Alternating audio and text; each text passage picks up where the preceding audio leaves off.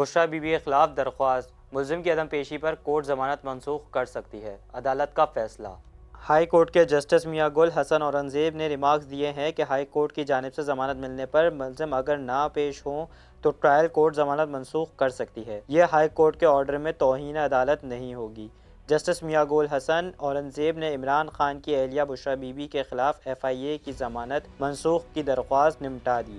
دوران سماعت بیرسٹر سلمان صفدر نے کہا کہ بشریٰ بی بی عدالت میں پیش ہو گئی ہیں۔ جسٹس میاں گل حسن اورنگزیب نے سلمان صفدر سے مکالمہ کرتے ہوئے کہا کہ آپ ان کے کیسز کو سنجیدہ لیں۔ جسٹس میاں گل حسن اورنگزیب نے استفسار کیا آپ کو ٹرائل کورٹ پر ہر تاریخ پر استثناء دینا کہاں ہے بشریٰ بی بی؟ وکیل سلمان صفدر نے بتایا کہ وہ کمرہ عدالت میں ہیں، اس ٹرائل میں بھی جلدی لگ رہی ہے، آج بھی ہم نے جیل ٹرائل پر جانا ہے، ہفتے میں 3 سماعتوں کی ٹرینڈ چل رہا ہے۔ عدالت نے استفسار کیا کہ کب بشریٰ بی بی کو ٹرائل میں حاضری سے استثناء ملا۔ وکیل سلمان صفدر نے کہا کہ 23 اکتوبر سے اب تک 15 تاریخیں ہو چکی ہیں، اس روز سیکیورٹی تھریٹس کی وجہ سے سماعت ہی نہیں کی گئی۔ 26 تاریخ کو جج صاحب چھٹی پر تھے، اس لیے سماعت نہیں ہوئی۔ اس کے بعد اگلی سماعت 29 اکتوبر کو ہوئی، جس میں بشریٰ بی بی پیش نہ ہوئیں اور 29 اکتوبر کو بشریٰ بی بی کی حاضری کی استثناء کی درخواست دائر کی گئی۔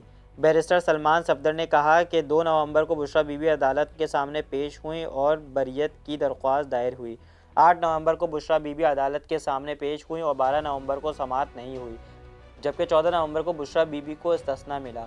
جسٹس میاں گل حسن اورنگزیب نے ریمارکس دیے کہ سلمان صفدر نے کہا ہے کہ 161 کے 23 بیانات مجھے 9 دسمبر کو دیے گئے۔ اسلام آباد ہائی کورٹ نے بشریٰ بی بی کے خلاف ایف آئی اے کی درخواست نمٹا دی۔ واضح رہے کہ ایف آئی اے نے درخواست میں استدعا کرتے ہوئے کہا کہ بشریٰ بی بی ضمانت کی رعایت کا غلط استعمال کر رہی ہیں، لہٰذا ضمانت منسوخ کی جائے۔ عطا تارڑ نے حکومت اور پی ٹی آئی کے درمیان مذاکرات کی تردید کر دی۔ وفاقی وزیر اطلاعات عطا تارڑ نے ان خبروں کو مسترد کر دیا ہے جس میں پی ٹی آئی اور حکومت کے درمیان مذاکرات شروع ہونے کی نوید سنائی گئی تھی۔ ایک نجی چینل پر انٹرویو دینے کے دوران عطا تارڑ کا کہنا تھا کہ وزیر اعظم کی اسد قیصر سے کوئی ملاقات نہیں ہوئی ہے اور نہ ہی باضابطہ مذاکرات کا کوئی آغاز ہوا ہے۔ وفاقی وزیر اطلاعات کا کہنا تھا کہ اسپیکر قومی اسمبلی سے پی ٹی آئی رہنماؤں نے اسپیکر قومی اسمبلی ایاز صادق سے ان کی ہمشیرہ کے انتقال پر تعزیت کی تھی، جسے لوگوں نے دوسرا رنگ دے دیا۔ عطا تارڑ نے مزید کہا کہ پی ٹی آئی کو پہلے اس بات کی واضحیت دینی ہوگی کہ 9 مئی اور 26 نومبر کے واقعات کے پیچھے کون تھا۔ انہوں نے کہا کہ پی ٹی آئی کی باتوں کا کون اعتبار کرے گا، ان کا ماضی وعدہ خلافی سے بھرا پڑا ہے۔ 26ویں آئینی ترمیم کے موقع پر بھی انہوں نے عین آخری لمحے میں اپنا موقف تبدیل کیا تھا۔ واضح رہے کہ اس سے قبل میڈیا میں خبریں آئی تھیں وفاقی حکومت اور پاکستان تحریک انصاف کے درمیان سیاسی تناؤ ختم ہو رہا ہے اور اسپیکر قومی اسمبلی ایاز صادق کی رہائش گاہ پر پی ٹی آئی رہنماؤں کی حکومت اور اہم نمائندوں سے ملاقات ہوئی۔ عطا تارڑ نے ایسی ملاقاتوں کو باضابطہ مذاکرات ماننے سے انکار کر دیا۔ بہت تاخیر ہو گئی، عمران خان جیل سے باہر نہیں آ سکتے، فیصل واڈا۔ سینیٹر فیصل واڈا نے کہا ہے کہ بانی پی ٹی آئی جیل سے باہر نہیں آئیں گے کیونکہ بہت تاخیر ہو گئی ہے، دعا ہوگی فیض حمید کی بات سزائے موت تک نہ جائے۔ فیصل واڈا نے نجی ٹی وی کے پروگرام میں گفتگو کرتے ہوئے کہا ہے کہ فیض حمید کے خلاف چارج شیٹ ہو گئی، اب سزاؤں کی تعیین ہوگا۔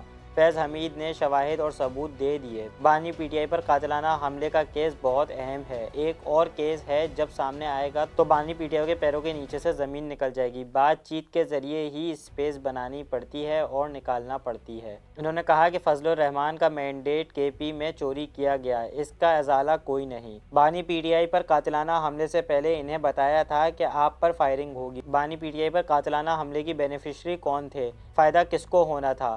لیپ ٹاپ، فون اور فیض حمید کی سہولت کار شواہد دیں گے تو سب سامنے آ جائے گا۔ بانی پی ٹی آئی پر قاتلانہ حملے میں ایک اور نام بھی شامل ہے، وہ نام آج کل بانی پی ٹی آئی کے بہت قریب ہے، وہ بھی قاتلانہ حملے میں ملوث تھا۔ قمر باجوہ پر بھی الزام لگا سکتے ہیں لیکن جب 2 طاقتور مل جائیں تو پھر مشکل ہوتی ہے۔ فیصل واڈا کا کہنا تھا کہ وزیر اعظم اور D G I S I ایک ہو جائیں تو آرمی چیف کیا کر سکتے ہیں۔ بانی پی ٹی آئی نے فیض حمید کو بھرپور استعمال کیا، آرمی چیف کو کریڈٹ دینا چاہیے، کوئی طاقتور انصاف کے کٹہرے سے بچ نہیں سکتا۔ مراد سعید، حماد اظہر کیوں سامنے نہیں آتے؟ نون لیگ کے ایسے بہت سے اچھے چہرے تھے جو اب نون لیگ کا حصہ نہیں۔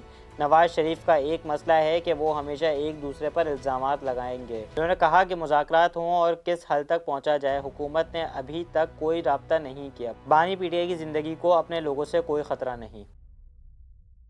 وائس آف نیشن کی ویڈیوز دیکھنے کے لیے ہمارا چینل سبسکرائب کیجیے اور بیل کے آئیکن پر کلک کیجیے تاکہ آپ ہماری تمام آنے والی ویڈیوز سے باخبر رہ سکیں۔